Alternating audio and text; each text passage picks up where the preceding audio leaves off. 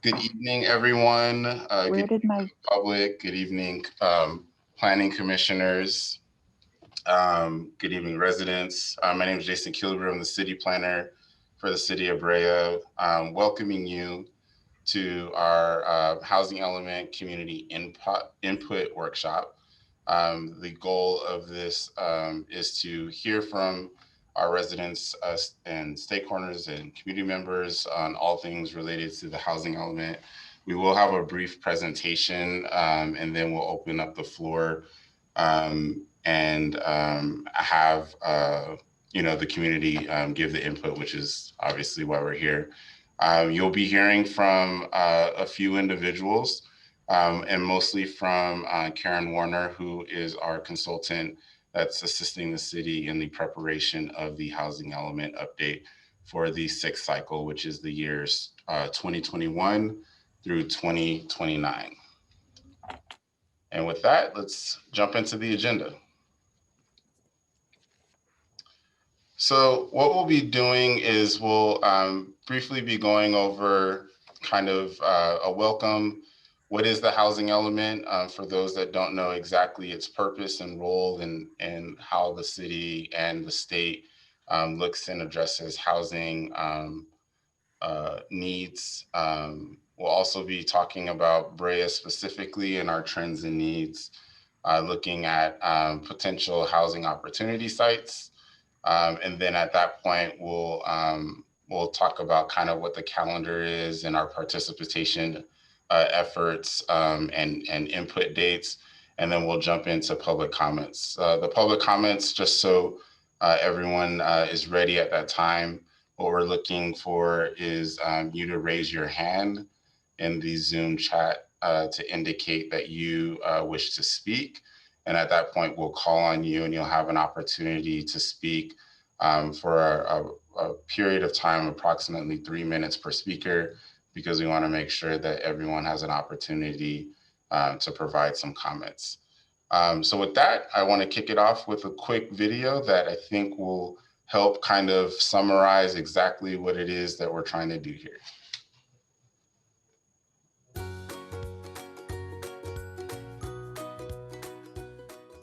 In the state of California, cities are charged with developing a general plan. That's a vision document that maps out a city's future, creating goals, policies, objectives, and programs that shape and guide development. The general plan consists of 9 state-required elements. Each element covers a different aspect of the urban environment, such as safety, land use, air quality, and more. One of these is the housing element. Unlike the other elements, the housing element must be updated every 8 years and be approved by the state's Department of Housing and Community Development, or HCD. Why? Because the California State Legislature has identified the attainment of a decent home and suitable living environment for every Californian to be of vital statewide importance. Planning for and accommodating a city's population, housing, and employment need is a central component of any housing element. As the price of housing in California continues to increase, the housing element plays a critical role in setting the stage for the creation of new housing within the City of Brea.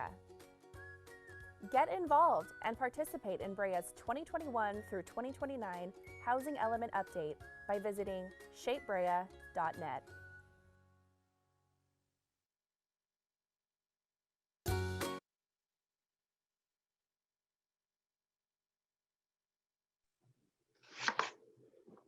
Good evening.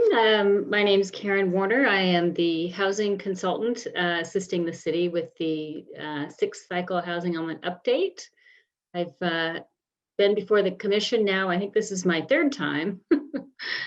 So some of this is going to be old hat to you, but we want to make sure everyone in the public kind of has a basic understanding of what the housing element is. So as the video stated, it's a chapter of Brea's general plan.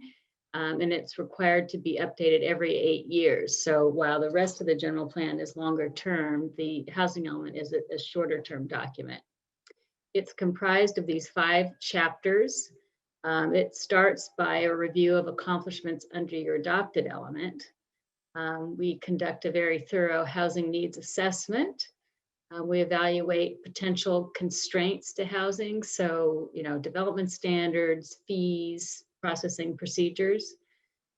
We identify housing sites, and then we put that all together and develop an 8-year program strategy to address identified needs. Next slide. And as the video mentioned, it made my job easier here. It's required to be reviewed by the State Department of Housing and Community Development. The HCD reviews both the draft element and will prepare written findings, and then it reviews the adopted element. And it's very important to maintain an HCD compliant element. If your element is found out of compliance, you no longer have a legally valid general plan, which can subject the city to litigation, including by the state attorney general. If a court does invalidate the housing element, they suspend building permit authority until the element is brought in compliance, and then there are substantial fines. So we will definitely continue to maintain a state compliant housing element for Brea. Next slide. So some of the background information we've gathered as part of the needs assessment I wanted to share with you. In terms of demographic trends over the last 20 years, Brea has added over 10,000 new residents, which is a 29% increase compared to just 12% countywide. So with this 10,000 population increase, the city's population has continued to shift towards an older population. The median age has gone up to over 38 years, where it was 36 years. And then when we look at age cohorts, both the middle age and the senior cohorts have increased. And there's been a decrease in the young adult cohorts. And this a lot of times can have to do with housing opportunities. The city has experienced increasing ethnic and racial diversity. The Hispanic population has increased to 31%. The Asian population has increased to 20%. But despite these population changes, the city continues to be primarily a family community. 73% of the households in Brea are family households, and half of those have children. Next slide. So seniors are one of Brea's most significant special needs groups.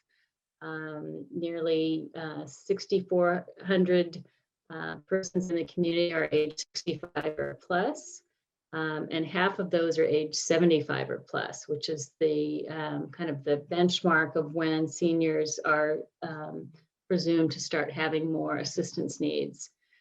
A third of the city seniors have one or more disabilities. The majority are homeowners, 80%. But a quarter of Brea's homeowners live alone, which can be of concern, as seniors owning a home and living alone might have maintenance issues or accessibility issues. So some of the housing needs of seniors are, as I mentioned, accessibility and maintenance.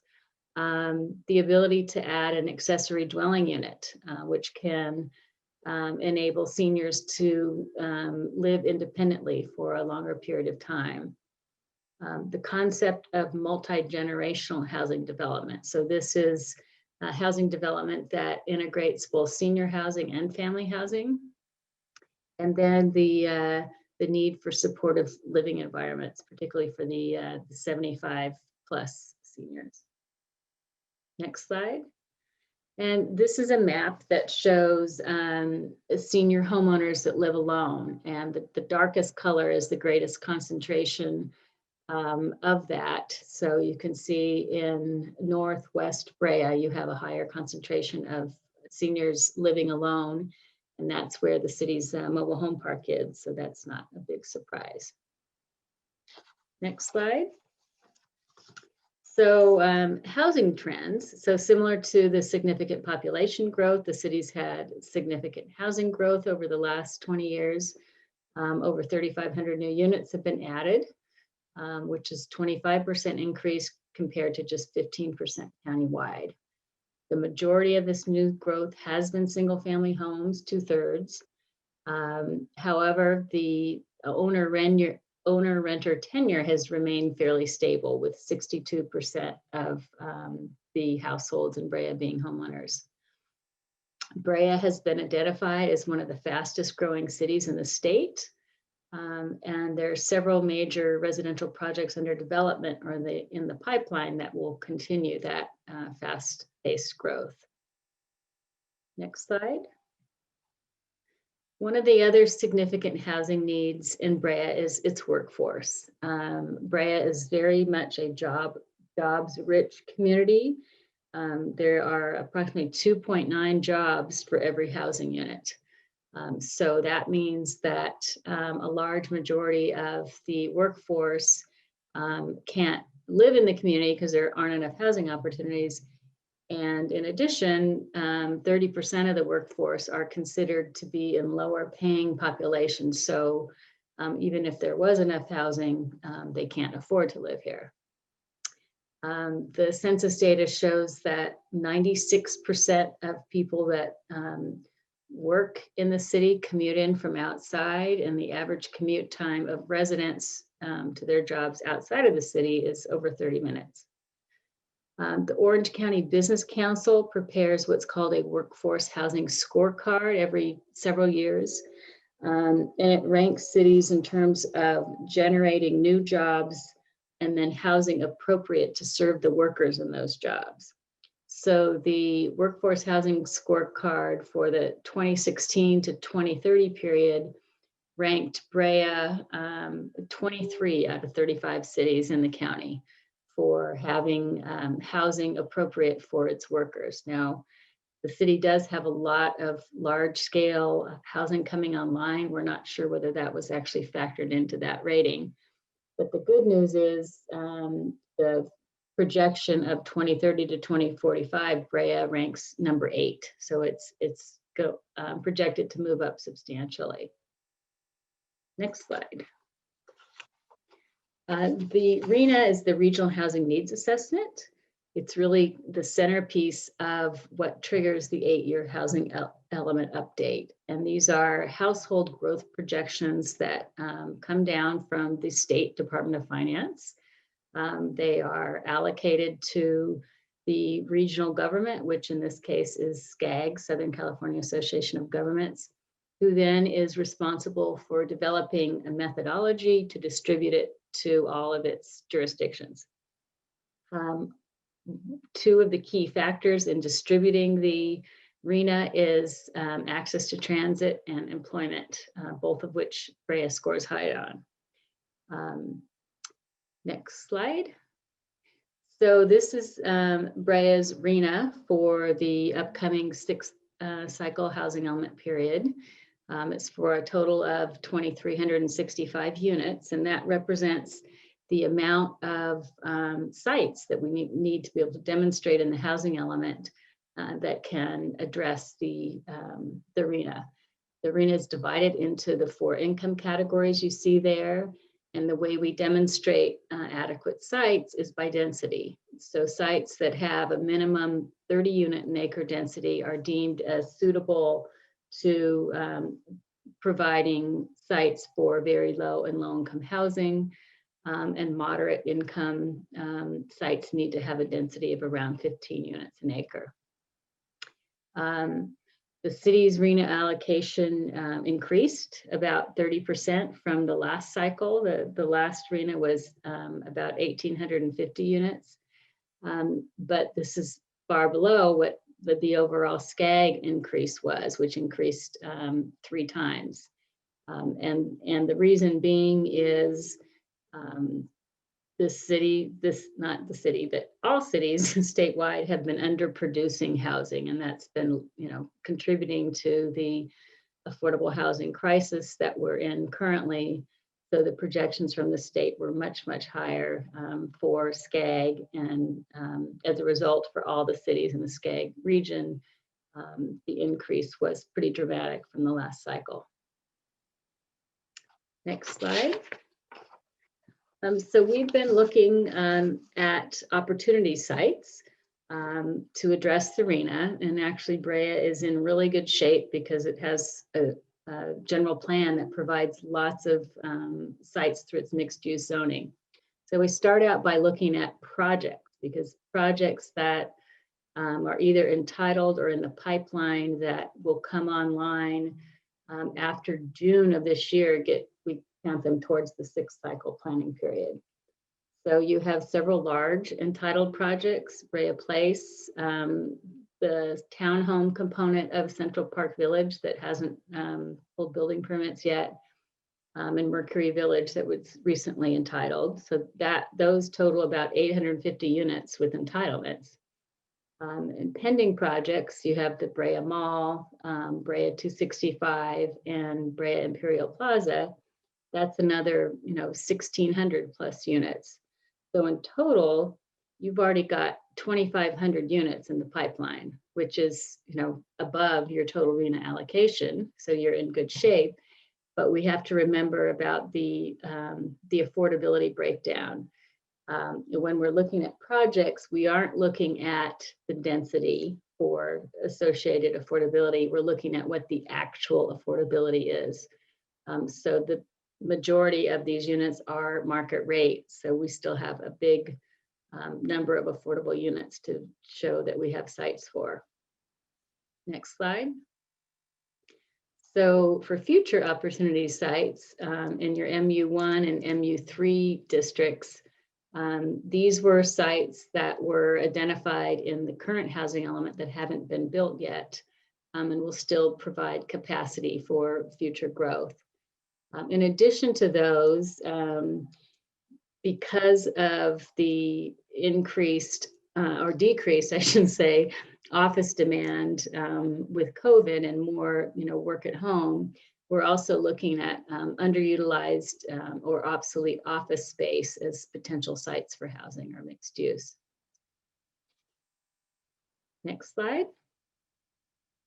So Linda's going to talk a little bit more about the opportunities for community input. We did complete an online survey for the housing element. It was online January through early March, and we received about 120 responses. We asked a series of questions and asked folks to rate whether something was very important, somewhat important, or not important at all. So on a range from 1 to 5. And then we calculated what the average importance rating was. So this question was, how important are the following priorities? And the top rated responses were encouraging maintenance and rehabilitation of older housing, ensuring that children who grew up in Brea have housing options so they can live in Brea as adults, providing a range of opportunities affordable to Brea's workforce, and establishing special needs housing for seniors, persons with disabilities, and/or veterans. So those were the top priority housing programs. Next slide. So we also asked how important were these housing production strategies. So production as in, ways to meet the RHNA. And the top responses were converting underutilized or obsolete commercial, office, industrial space to residential, updating the city's affordable housing ordinance to increase the production of affordable units. So the city's current ordinance that it's had for many, many years requires developments with 20 or more units to provide 10% moderate income units. So there's a desire to relook at that and see if there's a way it can be modified to produce more affordable units.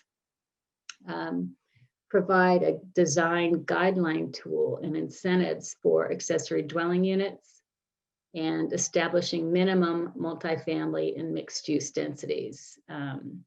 Most of your land use categories don't have the minimum density, or there's quite a wide range so that you can still develop single-family housing in multifamily and mixed-use areas. And with that, I'm going to turn it over to Linda Tang to talk about opportunities for public input. Thank you, Karen. Good afternoon, commissioners and members of the community. My name is Linda Tang. I am an analyst with the Community Development Department, also the project manager for the Housing Element Update. So I'll be going over the different public outreach efforts we've taken. This slide here shows a summary of the different public meetings and workshops we've held so far, starting back in September of 2020, and then leading up to our meeting today. The meetings so far have provided an overview of what the housing element is, the different state requirements we're working towards achieving, and the process for engaging our community members. So all of these different meetings, we've compiled the slides, the webinars, recordings, and the meeting minutes onto our new online engagement tool called Shape Brea, which is where some of you have received information and registered for already. But for those of you who are unfamiliar, shapebrea.net is our new community engagement tool. It's really designed to be informative, engaging, and a way for our community members to provide feedback. We have lots of different interactive activities, such as the online survey that Karen mentioned.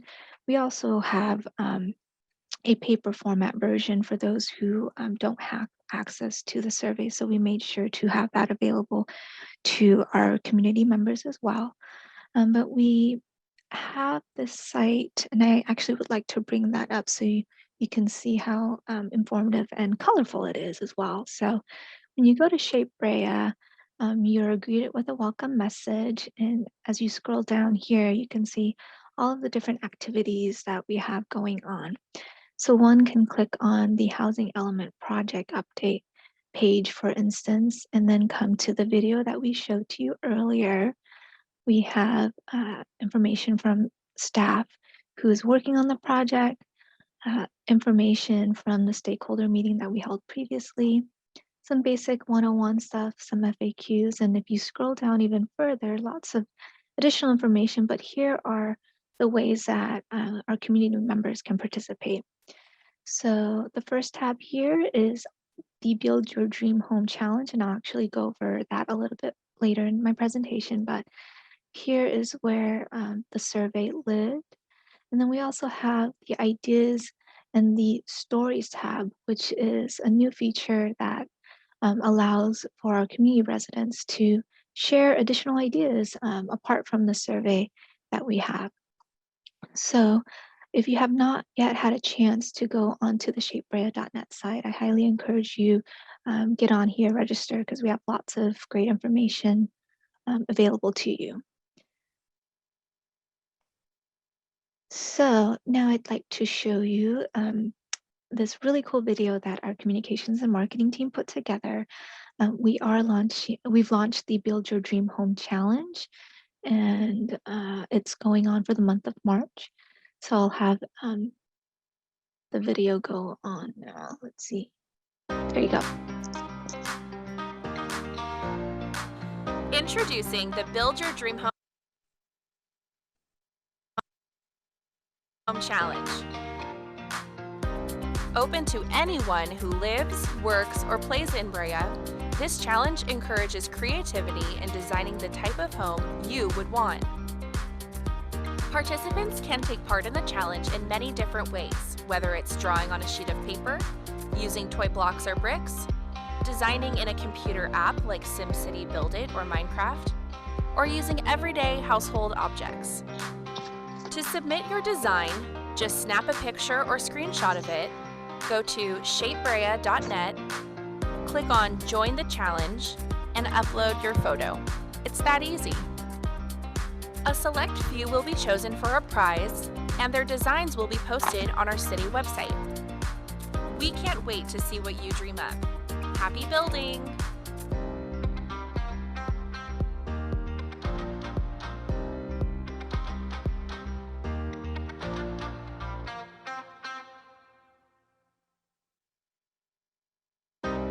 So I love that video. Every time I watch it, I think it's just so well done. What I'd like to do next is show you some sample submissions we've received so far for the group. We partnered with our students at Laurel Elementary and our students across the street at the Brea Community Center. We provided blocks and we provided very similar instructions to see if our youth can participate. So what we have here are 3 examples we've received permission to share with the group.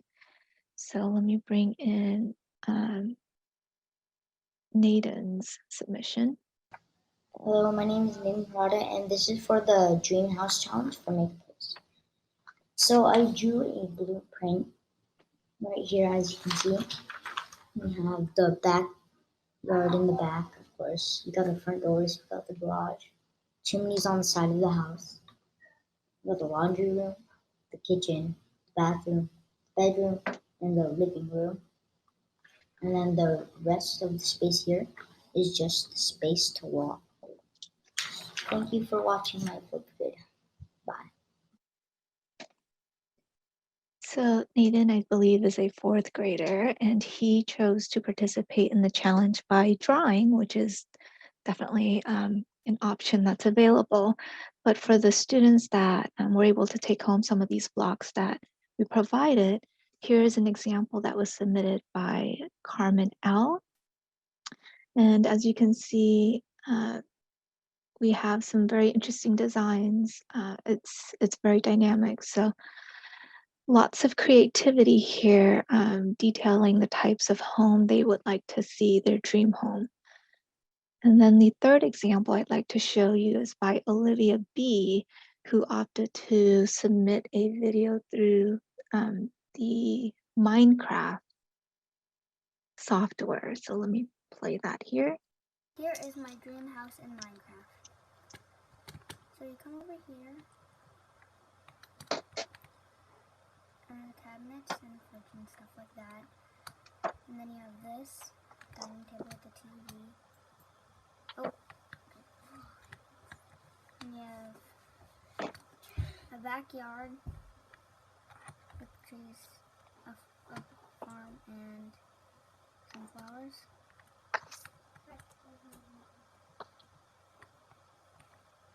Come upstairs. I have this bed and a night table, whatever.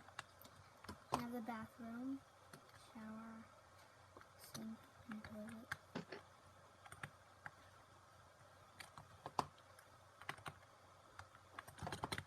That's my dream house. Bye. So as you can see, very, very creative for the youth in Brea to partake in this activity. And this is obviously not limited to our students. That's why we launched this challenge citywide. So if you have not yet had a chance to participate, make this a team activity with your household. We have folks who are submitting cardboard boxes of their dream home, for instance, using just everyday household items. It's been really fun to see the types of homes out there, and we're excited to see even more. So as I mentioned previously, there's still opportunity to provide input even though we've closed the survey. So I'm going to take you back to the site. Again, shapebrea.net, housing element update. If you scroll to the bottom, we have the challenge, as I mentioned previously. You can submit not just a photo, but a short video and up to 3 of that. You can also submit some ideas. We've gotten quite about a handful there. And then, your personal story if you wanted to share as well. This is helpful information that we'll provide to Karen as we draft and work on the housing element draft. So moving along just take you through an overview of our project schedule. We are in the month of March now. We are nearing the end of public outreach as well as the document preparation period. So after this meeting, once we've gathered all of your input, as Karen mentioned, we do have a review period with HCD. We'll also be going to City Council and Planning Commission in May, and then that'll move us right along into a public hearing and adoption this fall. So again, this summary, this presentation, all this information will be living on our Shape Brea site. So if you have any questions, definitely refer to that, or you can reach out to one of us. I'll now turn it over back to Jason. Thank you. Thank you, Linda. So as you can see, what we're looking, with the children at our elementary school, all the way up to, our seniors and everyone in between. We're looking for community input, which is one of the sole reasons why we're here today. So a couple of housekeeping things that need to go over. So what we'll do first is we'll have a member of staff actually read in some of the written comments that we've received to date. That'll be the first part of it. We're doing that so that anyone that wishes to speak at this time, if you could go into the bottom of your Zoom and raise your hand. It's a little icon that looks like a hand. If you can click on that, if you're wishing to speak, and that way we can make sure that we can call on you and you have your appropriate time. So with that, what I will do is I will open it up. Again, please use the raise hand feature. And then Ms. Carey, you can go ahead and read those written comments that we've received today. Thank you. Thank you. Okay, I have four letters that I'm going to read into the record for you this evening.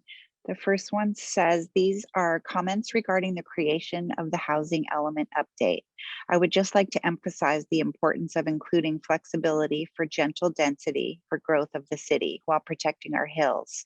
Allowing more density and the efficient use of land in the already developed areas makes the most sense. At the same time, it would allow us to keep the hills less developed and open for recreation for the people who live in the flatter parts of the city. Additionally, keeping development out of the hills also makes sense for preventing property damage from fire. The balance of this, though, is opening up other parts of the city to growth in the form of duplexes, townhomes, and mixed-use apartments. Provide the legal opportunity for empty nesters to convert their 4-bedroom plus homes into 2 smaller houses that may be more accessible to new families. As the supply constraints continue, people who grow up in Brea will be squeezed out of staying here. So many of my peers won't even consider Brea because of the cost. We as a community have a tradition of generations of people staying and investing in the city.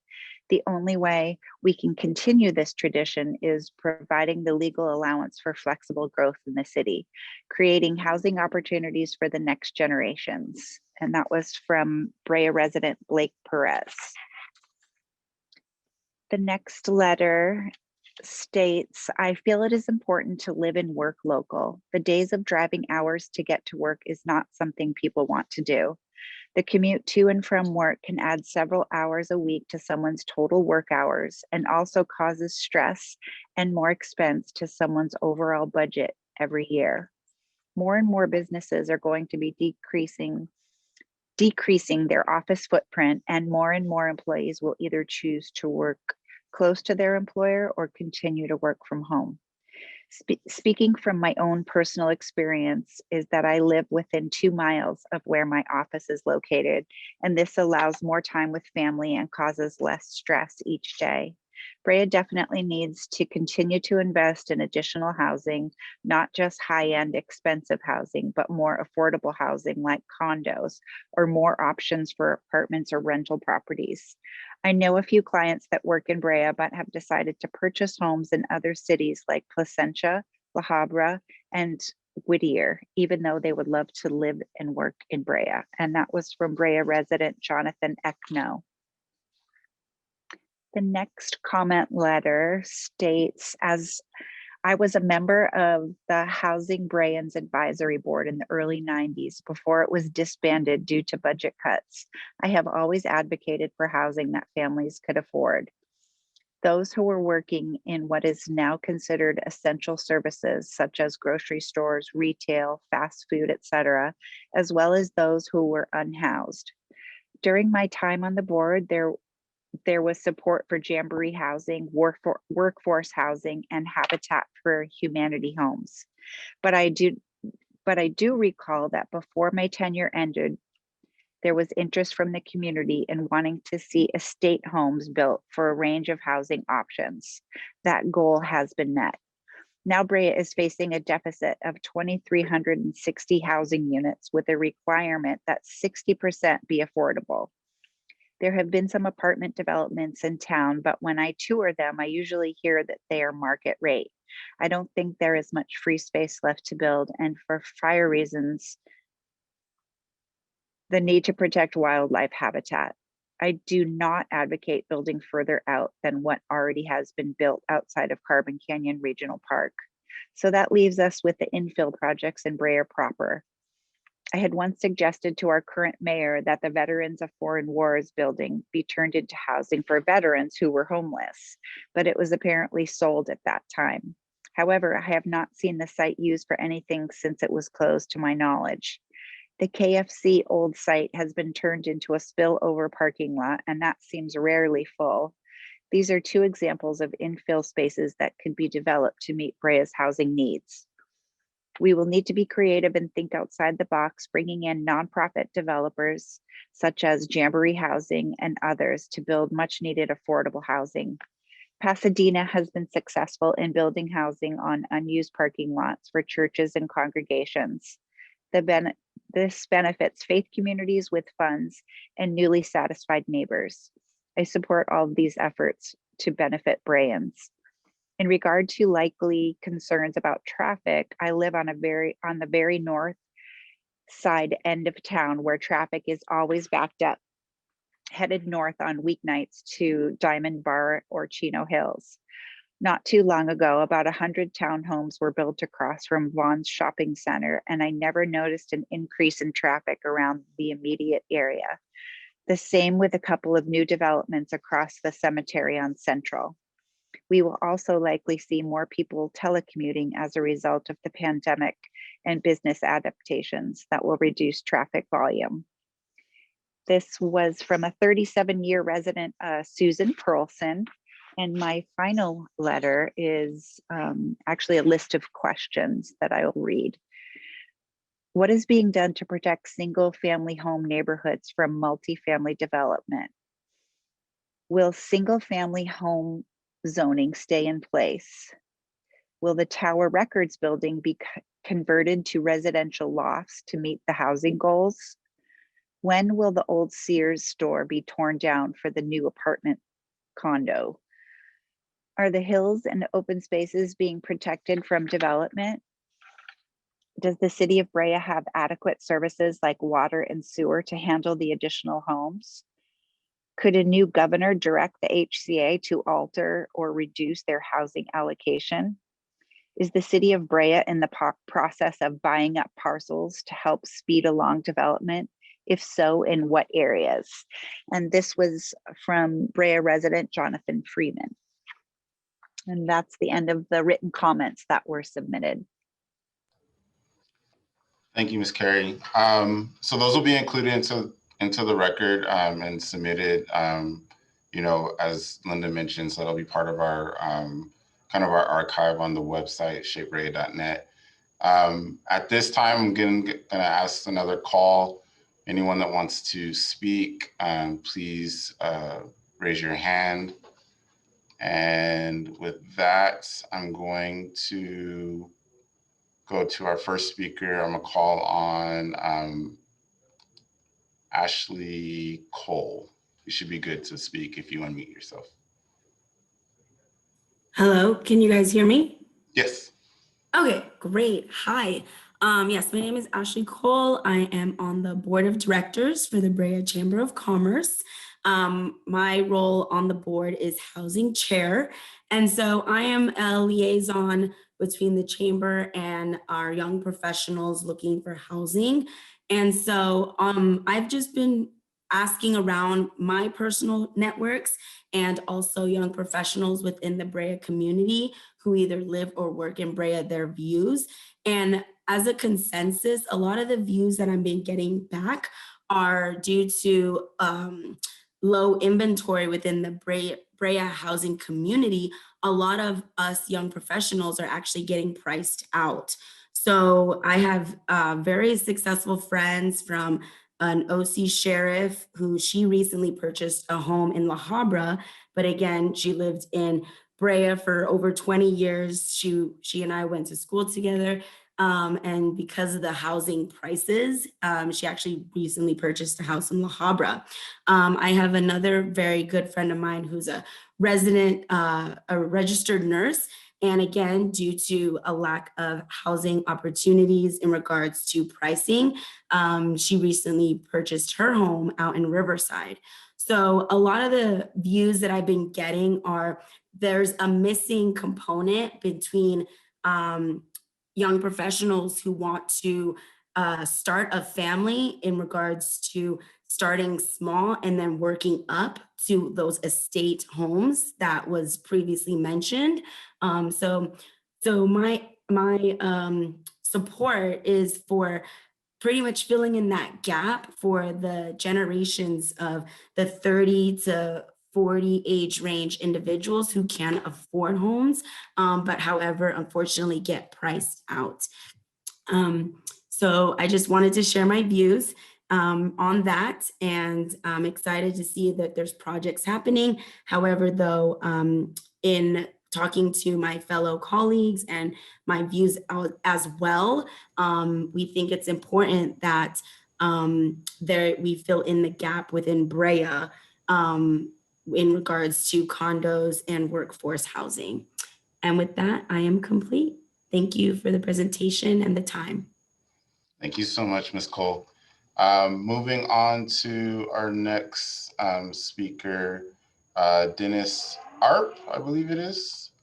You are able to unmute yourself and speak. Thank you. Yes, my name is Dennis Arp. I have lived in Brea for more than 40 years, raised my family here after going to Brea into high school. And all the things I like about Brea I want to see sustained. And I also advocate for, as a local group leader in an organization called Citizens Climate Lobby. And my concerns are a lot about sustainability and including housing when it comes to housing. And I'm really eager for to have that balance of jobs and housing match up so that we don't need to have people making long commutes and the environmental impact that comes with them. And I'm also eager for younger residents who are in the age group that my children are now in their 20s to have the opportunity for housing in Brea. So I'm eager to advocate for infill housing and walkable communities and a lot of what's been highlighted already. And so that's gentle density, I think is the term I've heard, and that makes a lot of sense. So thank you for your time and your efforts and for the chance to share my input.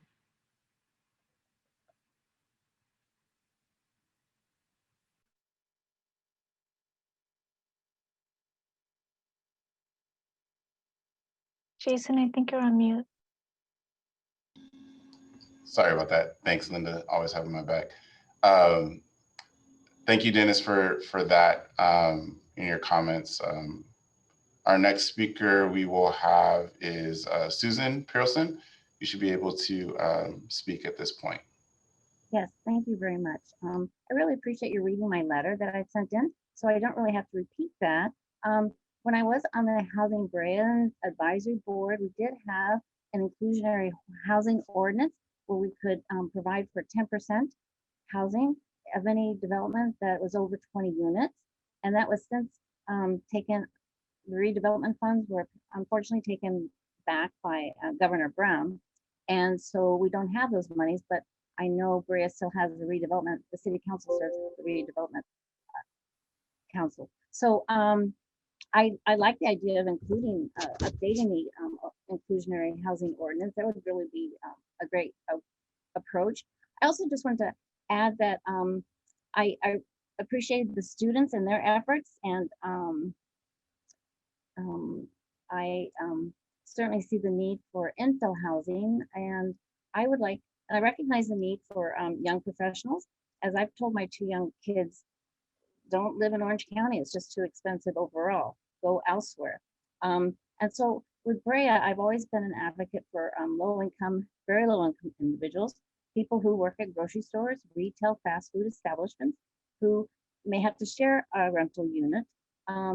And so I would like to see us continue to do that, given there is such a need. So we'll just have to find a balance, I think, with all the different needs the city is facing.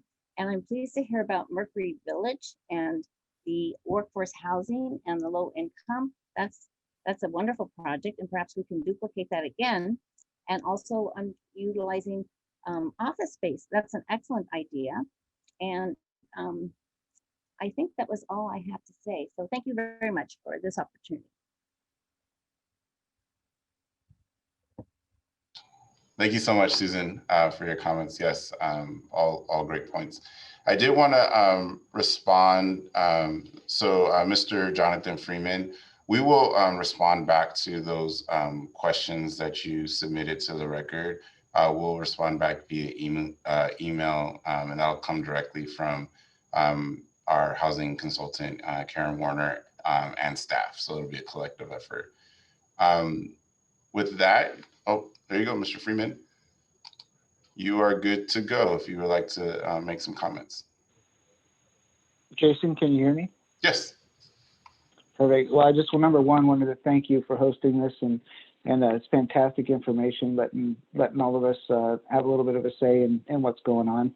And also congratulations on the past planning and the future planning that you're already doing. It looks like you've got it well in hand. I really appreciate all the efforts that you're making. You know, I think what it comes down to is I think a lot of us want to see the housing need be met, but at the same time maintaining this amazing quality of life that the city of Brea enjoys and all of our residents. And so as long as that's in consideration, which I know it is, you know, I think we've got a very bright future in making more housing available to a wider range of people. So just thank you again, Jason and Linda and everybody working on this plan. Thank you, Jonathan, for your comments. Next up, we have Elizabeth Hansberg. Hi, good evening. I'll lower my hand. Thanks for the opportunity to speak with you. My name is Elizabeth Hansberg. I run the housing advocacy group, People for Housing OC, and just want to echo the sentiments of Mr. Perez and Mr. Ekno's letter and the comments from Mr. Arp. We do need to provide workforce housing for the next generation. That's critical. I want to lay a challenge or tease out the comment that we need to protect single family homes from apartments.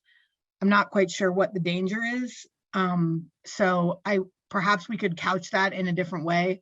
The reality is that multifamily housing, whether it's condos or townhomes or apartments or subsidized apartments for low income people, multifamily housing is always more affordable in terms of the spectrum. And that doesn't just mean affordable in terms of subsidized and low income, but just in terms of the affordability level to the population that Ms.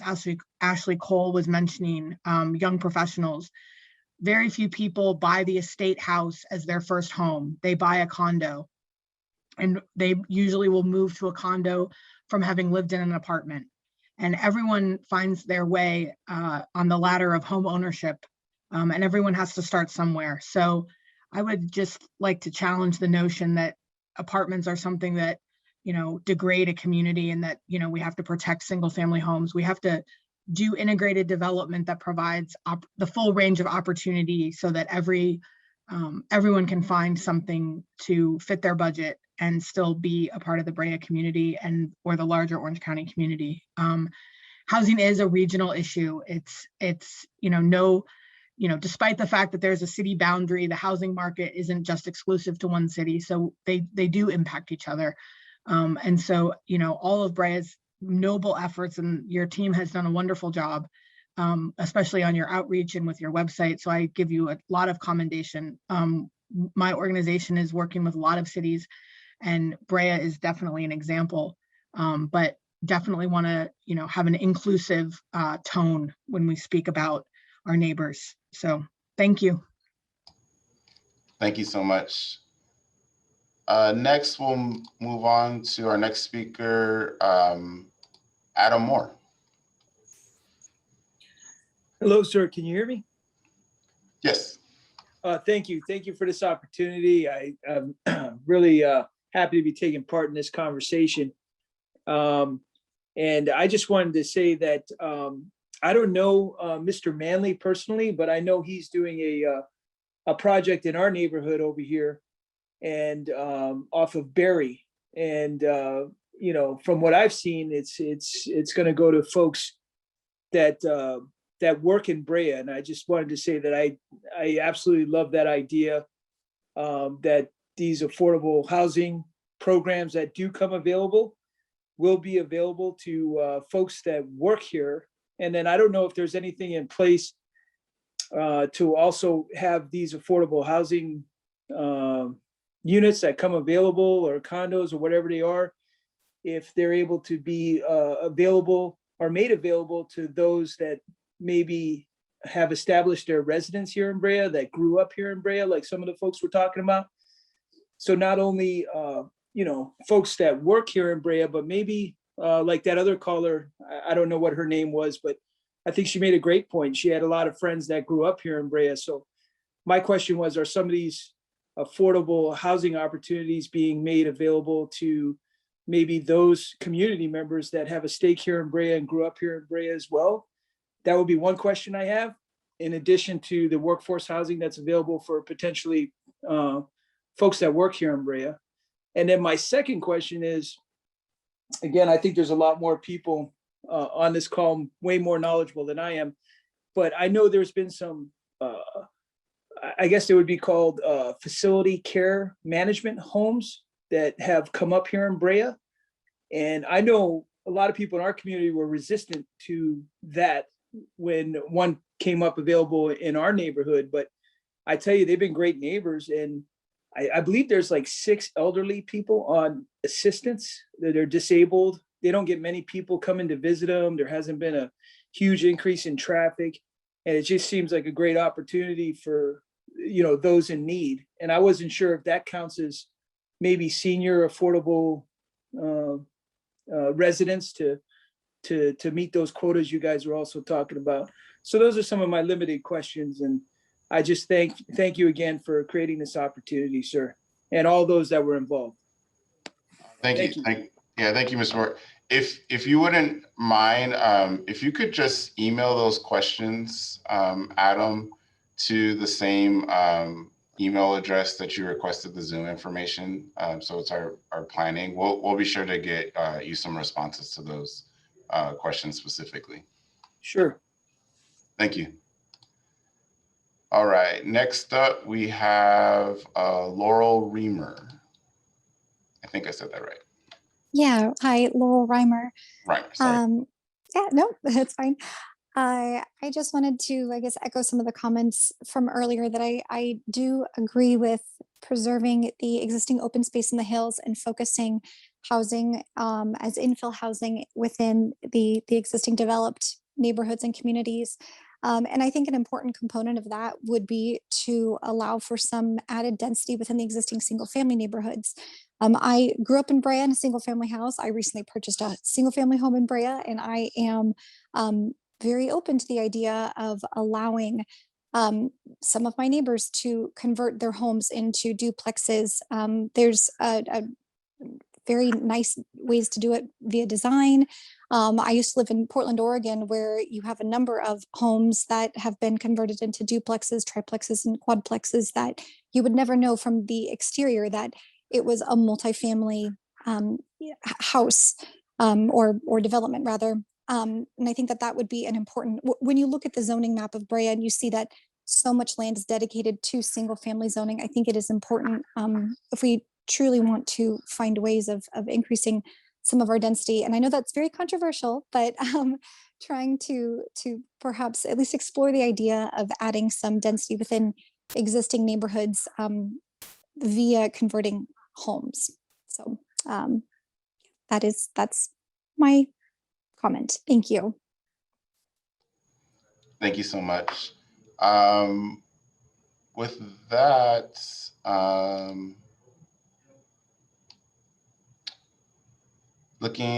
Jonathan Freeman, did you want to make an additional comment? See your hand is raised. Yeah, if I could, I just wanted to reach out to Laurel and Elizabeth. I didn't want my comments to be misconstrued, that I'm all in favor of providing additional housing. And Laurel, like you were saying, looking at it gently within the single family home communities to establish, additional density, that's just fine.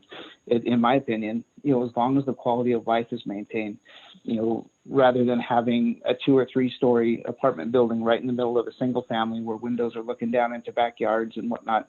I think it just needs to be very conscientious to maintain the quality of life for everyone. But other than that, there is no problem with getting greater development has more opportunity. Because Elizabeth, your comments, I was right there. We grew up in apartment after apartment after apartment until we were finally able to get our own single family home. And that's something to strive for. And if we can create that opportunity for up and coming families within Brea, that is fantastic. So I certainly didn't want my comments to be construed as some kind of not being compassionate to the folks that are trying to get into the community. So I think we actually are all in agreement there. I appreciate it. Thank you. Thank you, Jonathan, for the clarification. That's appreciated comments. Look like we had a special guest here. Mayor Vargas, would you like to share some comments? Yes, thank you, Jason. I appreciate it. So I missed the name, but the young lady mentioned something about the 10% set aside and kind of referred to it as that was taken away by Brown due to redevelopment. I believe that was 20% when redevelopment was around, but the inclusionary housing is still 10%. Could you just clarify that so that we're all have that understanding? And then my final comment would be another speaker threw down a challenge, and I'd like to throw down a challenge to staff, if you would allow me, that we have been collecting and sitting on $8 million in 2 affordable housing pots that one project is going to come to us in about 3 weeks, where we're looking at 45 units and contributing to that. But if we were to set aside $2 million for 4 projects in Brea this year, we could really send a message that Brea is coming out of COVID. We're building back better and making sure that we take care of inclusionary housing and our youth, that some that have left that are more than welcome to come back, because if you live, work, or play in Brea, that is our theme and mandate. So I would just encourage the staff to look at opportunities to spend this money that we've been sitting on for so many years. Now's the time to spend it. And I would encourage you and challenge you to do it this year. Thank you so much. And thank you for all the staff for having this and hosting this and getting the community involved. Thank you. Thank you, Mayor. Challenge accepted. And back to Ms. Pearlston's comment, we do still have our existing inclusionary ordinance. So that still is applied to projects of 20 units or more, multifamily projects of 20 units or more. So that is in place, and it is by ordinance. So it is a requirement by the city. With that, I don't have any additional speakers with their hands raised. So what I would like to do at this point is, oh, hold on, got one more. Adam Moore, you wish to speak?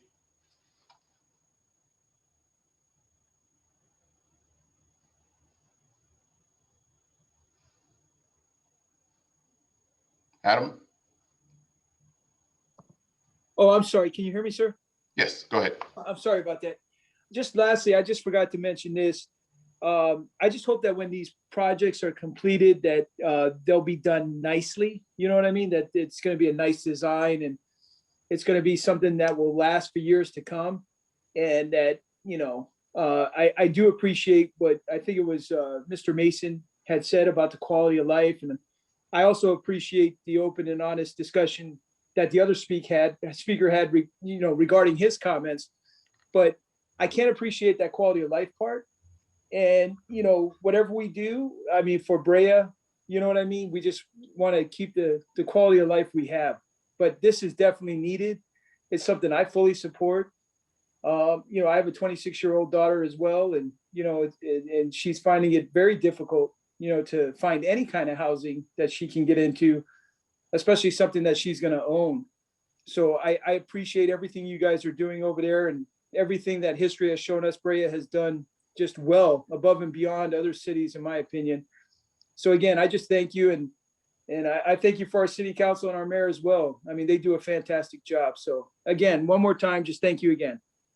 Thank you. Appreciate the kind words. All right. So what I'll do at this point, Chair Slaughterbeck, if you don't mind, what I'll do is I'll pass it over to you, and you can see if any of your colleagues or yourself have any comments that they wish to add based off of what they've heard in the presentation and just their involvement in the housing element to date. Sure. So I will start by saying thank you to everyone on staff for pulling together the great presentation, all the videos, quite impressed, and also to the public for participating in this process. It's only because of your participation that we actually can adopt policies that are supported by the community, and your continued engagement is much appreciated. So I will start with Commissioner Barnes-Ramos, as per the usual, to see if you have any comments, suggestions, or anything you noted from tonight's workshop. I did have a question. Okay, I'm trying to remember who it was. It was the speaker after Karen. Sorry. Let me look through the list. Who was the speaker after Karen? A staff member. Linda. Yes. Linda, you had a slide and it was kind of like a timeline. Did I see on there that the city council and the planning commission? Yes. Okay, let me see. Okay, so in May we have, is that scheduled for the meeting with city council? That's like set in stone? That's not set in stone. That's what we are aiming for at this moment. I think we will review what's on the agenda depending on the different projects that come through. But if you have any thoughts, feel free to share them. Okay. Also, I'm assuming we're not putting projects on hold while we're doing our housing element update. Is that correct, staff? That is absolutely correct, Commissioner. So, and when you think about the housing element, think of it as more of creating opportunities and policies and goals. So it has a indirect correlation to the real development, but it would not necessarily apply to the development that's occurring right now, because that's within the fifth cycle, if that makes sense. Yeah, it does. Okay, so I just want to make sure that, we don't have a hearing where we have a couple large developments and then we're also talking about this housing element update. I'm assuming that you guys would kind of balance it out where we're not overloaded in 1 month. Yeah, so that was what, Linda was speaking to, with the delicate approach of looking at agendas and making sure that, something as hefty as a housing element is given an opportune time and available time for the commission and the council to really, dive deeply into their review and consideration. But that balance of also not necessarily impacting developers and their schedule with those projects that are ready to go to public hearing. So it'll be a balance, but we definitely are going to work together with the commission and council to make sure that those agendas, are as balanced as possible. Perfect. That sounds good. Okay, so yeah, I really have some good suggestions and some comments, but I'll just wait until the hearing when we do our deliberation. I did have one quick question though. We had a resident, Adam Moore. He actually brought up a really good question that is a question of mine. He asked the assisted living facilities. Does that also count towards our RHNA numbers as housing units? I believe those are different categories. Karen, do you mind chiming in on that specifically on those transitional and supportive and care facilities? Sure. They're all, it depends on the specific facility. If an assisted living facility for seniors, for example, if the individual apartments have eating facilities and cooking facilities, those count towards units. If the residents don't have cooking facilities and all the meals are taken in common, that's group living. So I think what he might have been describing, he called it a facility care management home with 6 or fewer. Those, tend to be more group housing, and so those don't count as housing units. But every time an assisted living development is, looked at, we specifically evaluate what the if it meets the census definition of a unit, in which case it does count towards the RHNA. So not usually towards an affordable level, because there's all the other amenities and support services that are provided, which makes it not affordable. Okay, so that wouldn't be considered affordable. No, unless, if it's a supportive housing facility, it could very well be affordable, because they tend to have, different sorts of public funding. So you just have to look at each one individually. Yeah, okay. I was kind of, sorry, I wasn't as clear.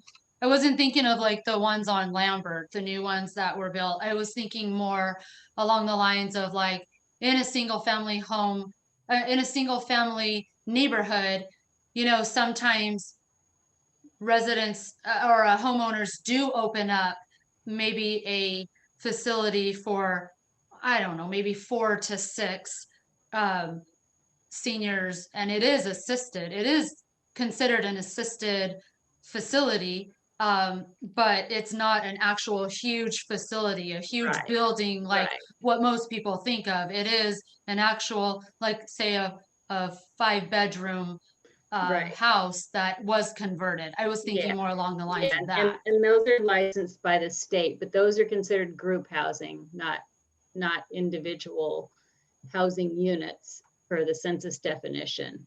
So that wouldn't count towards our RHNA numbers. Okay. Okay, thank you, Chair. I'm done. And might I clarify from the housing element team, if it's better or more advantageous for you to hear right now what ideas commissioners have to be incorporated into the plan versus, as Commissioner Barnes-Ramos stated, waiting until we're deliberating? Do you have a preference? I think if it's input based off of some of the comments that they heard today and or any of the efforts that we've done today, it's very appropriate in this time as community members. I mean, you guys have a huge responsibility in that. If it's related to, the housing element specifically and language, policies, goals, things that, Commissioner Barnes Ramos mentioned as part of more of like a deliberation, I would say, let's defer that to the actual time when the housing element is presented to the Planning Commission. Great, thank you. Commissioner Shandell. My question was asked and answered by Commissioner Barnes Ramos. So I have no other question. Great, thank you. Commissioner Fu. Thank you, and I really appreciated hearing from the various residents regarding their views on housing and density. It was kind of good to hear the takeaway I got from a number of the speakers were that they were open to the idea of higher density in single family areas, provided that it preserves the quality of life. And I think those two can work in harmony. So that's something that I think going forward, I would be interested in seeing if there's a potential there that can be realized within the city. So the question I have for Jason and his team, just to kind of understand contextually how the RENA assessment and quotas work, if there were to be a number of subdivisions of single family homes such that it can be further developed with additional housing, how does that work with the RENA, basically the 2,600 quotas that the city has been assessed with? So thank you, Commissioner Fu. I'll try to take a stab at it. So in theory, what the housing element does is it provides housing opportunities. And so, through density, through zoning, through programming, through policy, through plan, it is supposed to help support the actual production of housing.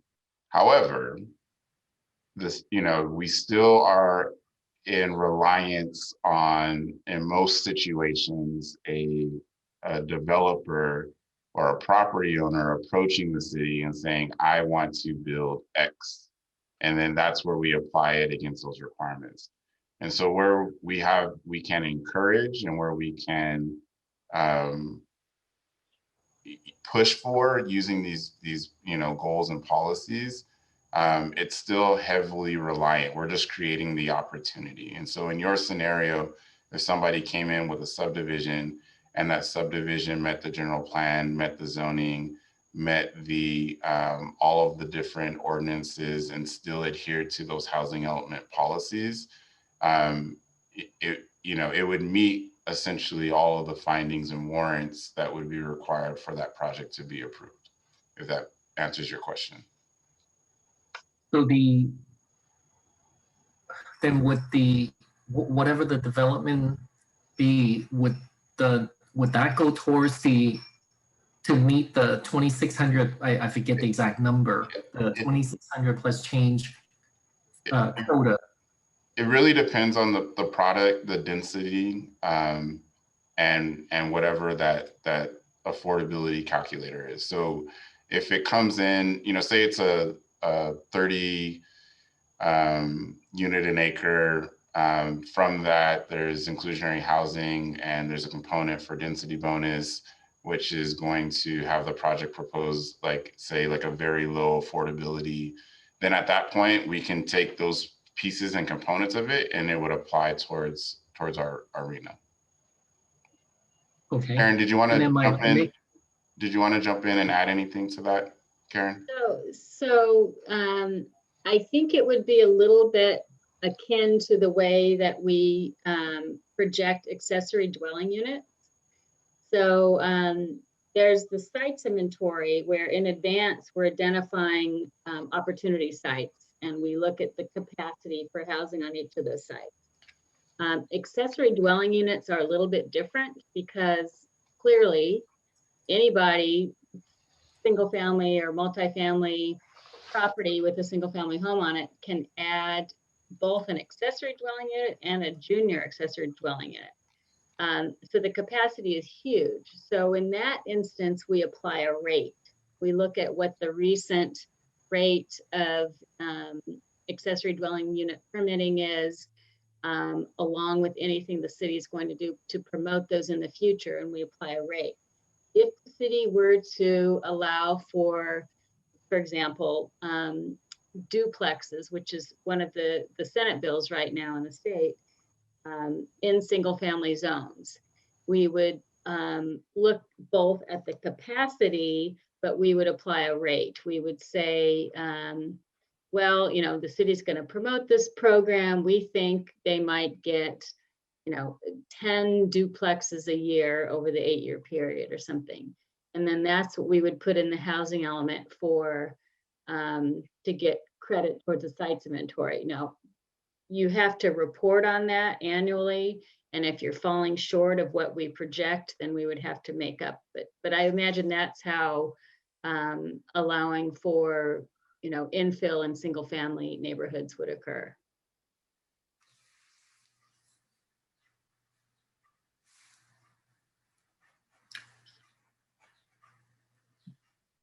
So my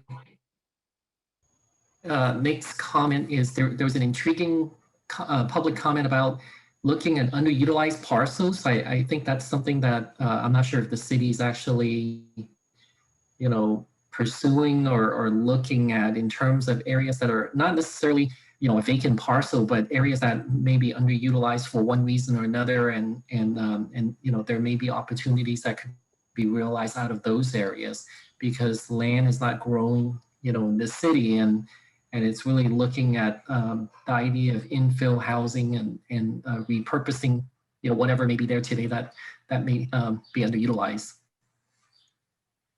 Yes, that is absolutely one of the components that we're looking at and investigating as part of our suitable sites analysis. All right, thank you. I have no further questions. Thank you. Great, thank you. Vice Chair Bertain. Yes, well, we heard a lot of great stuff today. Some of it's, you know, I don't know that, I get concerned about. One of the comments was about, hey, we need to save our hills and let's make sure we do everything down in the flatlands. And I struggle with the concept that, well, I'm a flat landowner. Why would we not treat everybody equally? Meaning we've got Craig Park, we've got the city park, so we have as much open land to care about. I just think that we're not going to avoid development, and we have a really unique city in the fact that we've protected our ridgeline and what we're doing. But I think when we're looking at what we're going to do to meet these numbers and treat the people that already live here equally, we can't pick one group over another. I don't find that's literally contrary to treating everybody equal in my mind. I'm not a big proponent of developing anything up in the hills, but then I live in the flatlands and I live in Old Brea, and we are the primary target for ADUs. In less than 2 years, you can't park on Laurel by my house. So, because people can park on the street. So where did our quality of life go? So when you start talking about quality of life, it can become an issue because, as Karen said, we're not going to avoid ADUs. Ergo, we're not going to avoid the true fact of the harm they can do to the quality of life in a neighborhood because there's no control. So if somebody builds the ADU, like in my case, 2 of them are going up across the street and one of them's done. That one that's done has now got 5 cars on the street. So if we're not going to avoid that, then as a homeowner, we have no say anyway. And so some of this conversation is the ADUs are just going to go up and the city can't stop them and the state's going to tell us what to do. And nobody actually, that's the truth. And the quality of life that some of them are talking about, good apartments, good buildings, as planning commissioners, we're working really hard to do that. The Mercury project, the 265, the projects that are coming forward, the sites, underutilized sites, the city is going full blast to work on those projects, and we have something to say about that. As far as our neighborhoods, if you live in the wrong neighborhood in Brea, I don't know that you have a choice at all. That's the truth. And I just don't know that people are saying, you don't have a choice. So, you know, we're being nice about it, we're being professional about it, but you don't have a choice. So all of those people that spent years saving or working to buy a single family home and have that quality of life in a single family home, they don't have that anymore because we're saying, well, we got to make room for ADUs. So I want to be careful in our conversation. We're trying to spin it like it's something positive. And if you live in an area where it's not positive, then how do you spin that? And once it happens, it's too late. A good example was you guys had brought up about, you know, building something good, it doesn't look on the neighborhoods. We got a monstrosity 5 houses down that the city let them build. And they look down into 4 backyards. The people have no privacy in their bedrooms or their whatever. So where's the protection? I think when it comes to the ADUs and stuff, we got to work really hard to do what we can do. I just think the truth is there's nothing we can do. You know, it doesn't affect people that don't live in those neighborhoods. So it's easy for them to say, hey, we're going to do it. The people in my neighborhood are renting garages out for $1,800. So that's not affordable. That's market rate. So where do you go? So when people are thinking about the ADUs and stuff, and it may not be occurring in their neighborhoods, or they're thinking about we need to make room for people. When we were doing granny flats and people had to park off the streets, I don't remember seeing one project go up in my neighborhood that you even knew was there or wasn't nice or wasn't, you know, comfortable. It like worked with the neighborhood. But the new ones, that's not so true. So I just, you know, I think when we're going forward here, we need to be honest. If the people all voted for how it was going to go in their neighborhood, and they had spent all this money to get the lifestyle of a single family dwelling, and we don't live in big houses. Our houses are 1,100 feet, you know, but they're on big lots.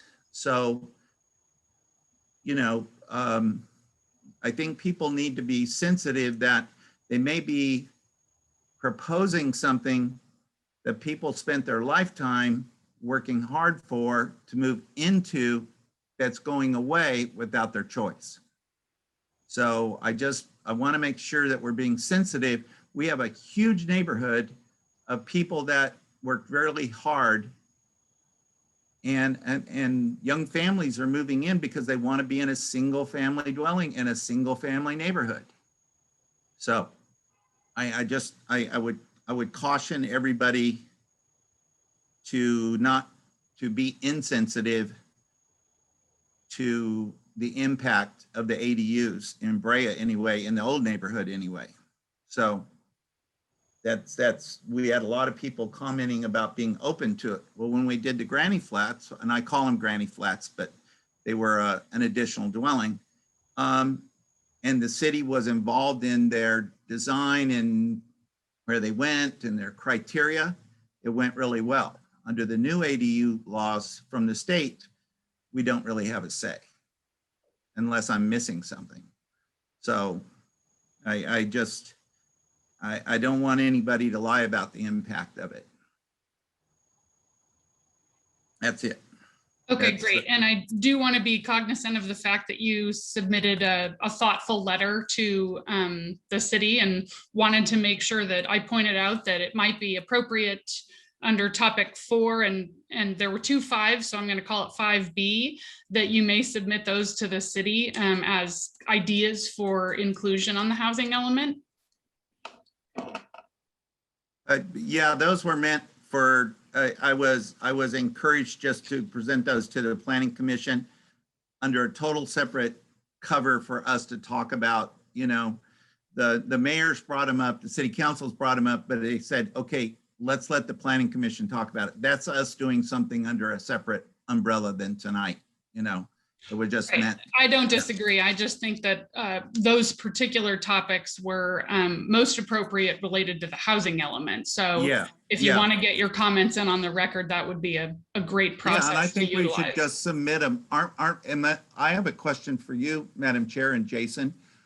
We're going to have more discussions even in April. This is an ongoing topic, isn't that correct? You're talking about the housing element, Vice Chair? Yes. Yes. Yeah, the housing element will come before this commission in future meetings. I don't know if it'll be as soon as April, but it'll definitely come before you again. Yeah. So Madam Chair, I'm just suggesting we'll have time to talk about it because these aren't just my ideas. It's more the point that we were kind of challenged back at the city council meeting to have this discussion and listen to the housing element. And you and I are both listening to the housing element, you know, that's going on. So it's just something to add to the topic. That's it. Great. Thank you. And I'm aware of the time, so I'll be brief with my comments. I thought it was important to note that folks really seem to support Brea-based employers having some type of incentive for housing opportunities in Brea. I think that's a great idea.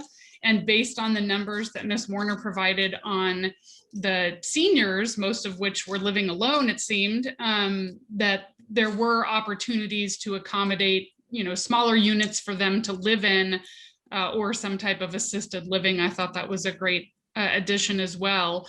And I think Commissioner Fu had talked about underutilized parking lots. I echo that sentiment as well, as long as there are no existing restrictions that would preclude the use of that lot for some type of modification in the use. Mayor Vargas brought up an interesting point about funding, and I want to just point out that there are existing programs. I'll specifically point to Martis Valley and the Tejon Ranch for transfer fees that help fund workforce housing and other activities.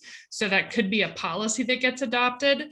And then I'll point to Monterey County for employer-sponsored housing. If we've got some large employers in the area, we may want to consider chatting with them about employer-sponsored housing. So, all right, 2 minutes to spare. I will let City Planner Killebrew wrap up if you wouldn't mind.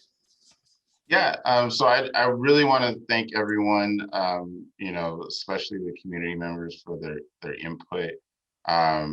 You know, we will take all of that into account. If you did have questions, you know, we had a couple of individuals that did have questions. Again, please feel free to just respond back to the email where you received the Zoom link. And then that way we can make sure that we get your questions addressed. And, you know, shameless plug, you know, any other additional information, please visit shapebrea.net. That's where we're funneling most of our information as well as our calendar and opportunities for additional participation efforts. And so with that, the community meeting, we can close that at 6:29. And we can stay on the same link.